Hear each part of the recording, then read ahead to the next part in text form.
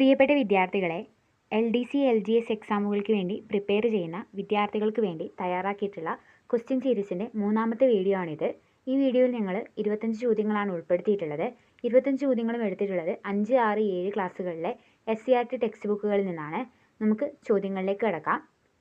ഒന്നാമത്തെ ചോദ്യം, താഴെ തന്നിരിക്കുന്നതിൽ ഭിന്നാത്മക മിശ്രിതത്തിന് ഉദാഹരണമല്ലാത്തത് ഏത്?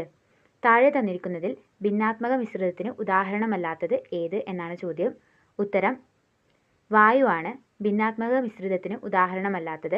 ബാക്കിയുള്ളവ ഭിന്നാത്മക മിശ്രിതങ്ങളാണ്.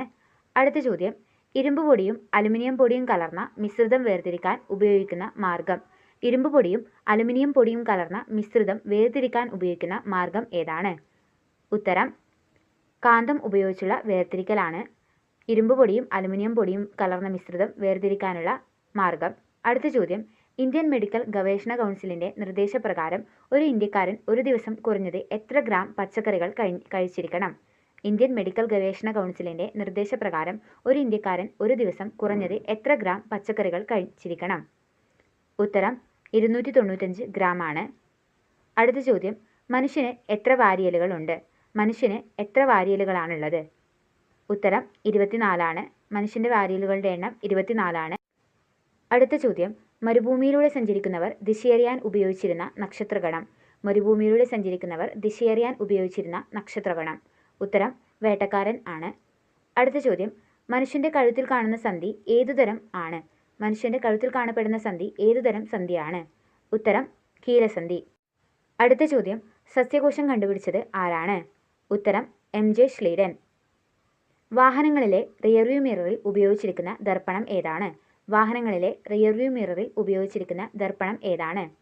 ഉത്തരം കോൺവെക്സ് ദർപ്പണമാണ് വാഹനങ്ങളിൽ റിയർവ്യൂ മിററായിട്ട് ഉപയോഗിച്ചിരിക്കുന്നത്.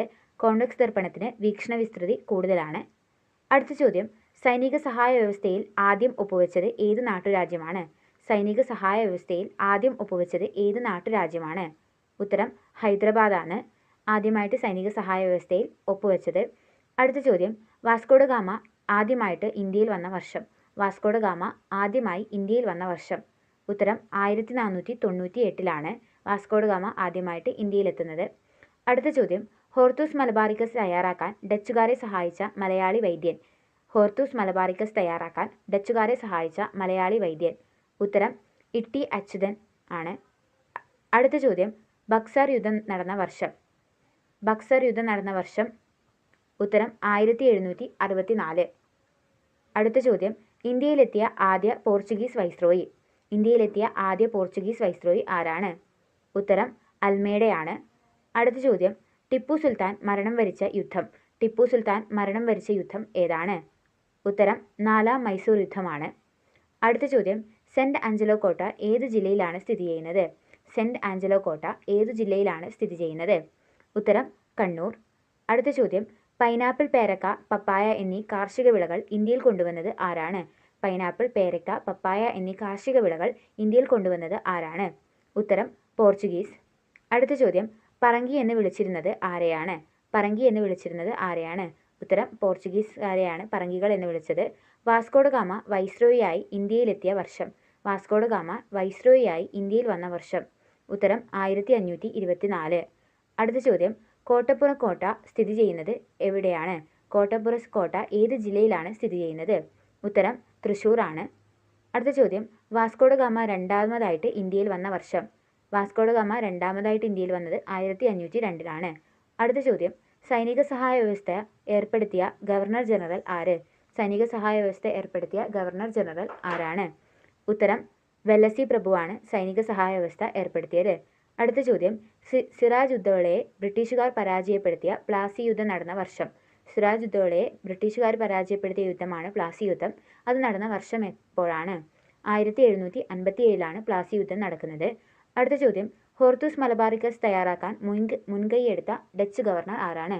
ഹോർത്തൂസ് മലബാറിക്കസ് തയ്യാറാക്കാൻ മുൻകൈയെടുത്ത ഡച്ച് ഗവർണർ ആരാണ്? ഉത്തരം വാൻ റീഡാണ്. അടുത്ത ചോദ്യം, വത്തൽമുളക് ഇന്ത്യയിൽ കൊണ്ടുവന്നത് ആരാണ്? വത്തൽമുളക് ഇന്ത്യയിൽ കൊണ്ടുവന്നത് ആരാണ്? പോർച്ചുഗീസുകാരാണ് വത്തൽമുളക് ഇന്ത്യയിലേക്ക് കൊണ്ടുവന്നത്. അവസാനത്തെ ചോദ്യം, ദത്തവകാശ നിരോധന നിയമം നടപ്പിലാക്കിയത് ആരാണ്? ദത്തവകാശ നിരോധന നിയമം നടപ്പിലാക്കിയത് ആരാണ്? ഉത്തരം ഡൽഹൌസി പ്രഭുവാണ്. 25 ചോദ്യങ്ങളായിട്ടുണ്ട്. ഈ ചോദ്യങ്ങൾ അധികവും എടുത്തിട്ടുള്ളത് SCERT ടെക്സ്റ്റിൽ നിന്ന് തന്നെയാണ്. ഈ ചോദ്യങ്ങൾ നിങ്ങൾക്ക് ഉപകാരപ്പെട്ടു എന്ന് വിചാരിക്കുന്നു. ഇത്തരം വീഡിയോകൾ നിങ്ങൾക്ക് ഉപകാരപ്പെടുന്നുണ്ടെങ്കിൽ തുടർന്നുള്ള വീഡിയോകൾക്കായിട്ട് നമ്മുടെ ചാനൽ സബ്സ്ക്രൈബ് ചെയ്യാൻ മറക്കരുത്. നമുക്ക് അടുത്ത വീഡിയോയിൽ കാണാം. അതുവരേക്കും ബൈ.